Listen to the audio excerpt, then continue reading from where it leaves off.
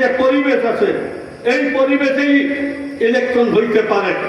এই দেশের জনগণ এত সচেতন, এখানে যে ইলেকশন সেন্টার আওয়ামী লীগে আছে দখল করে ফেলবে কি বাংলাদেশে আপনার কোনো এমন জায়গা আছে যে আওয়ামী লীগে আছে দখল করে ফেলবে? গোপালগঞ্জে বা এই দুই এক জায়গায় যদি থাকে তাহলে আর্মি চলে যাবে।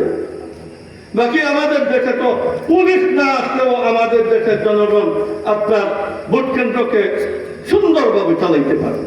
তো যখন পুলিশের কাজের জন্য সহায়ক সারা জনগণ, তাহলে এই দেশের মধ্যে ইলেকশন দিতে অসুবিধাটা কি? এখানে তো আওয়ামী লীগ নাই যে আওয়ামী লীগকে দাবানোর জন্য একটা সিস্টেম করতে হবে, তারপরে ইলেকশন দিতে হবে। ইলেকশনের জন্য সুন্দর পরিবেশ।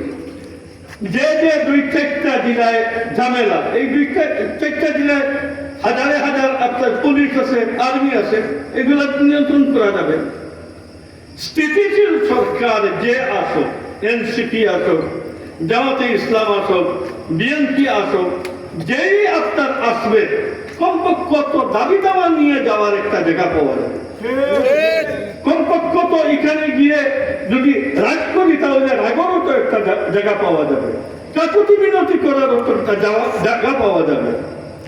যার কারণে আজকে দেশের কে আছে যার কাছে আমার রাস্তার ব্যাপারে আপনার গিয়ে ধর্ণা দিব? কে আছে একটা রেজুলেশন পাস করে তার পুরা আপনার ফটো টটো নিয়ে কিংবা তার লাইফ দিয়ে কোনো একটা মানুষের কাছে যাব যে আমাদের দেশের এই অবস্থা দেখেন, আমরা কি এই দেশে বসবাস করবো না? মাদের করে হুজুর সবসময় দেওয়া হয় শিক্ষক অধ্যাপীদের ওই পারে, ওইখানে এক হুজুর আমাকে শোনাই যাবে। চেয়ারম্যানের কাছে গেলেন একটা আপনার রাস্তার জন্য, চেয়ারম্যানের শুনে রাখা দরকার, ওইটা বাংলাদেশের এক জায়গার কথা বলতেছে। চেয়ারম্যান বলল টাকা খরচের জায়গা পাইতেছি না, আপনি আজকে আসছেন, সারা প্ল্যান নিয়ে আসেন।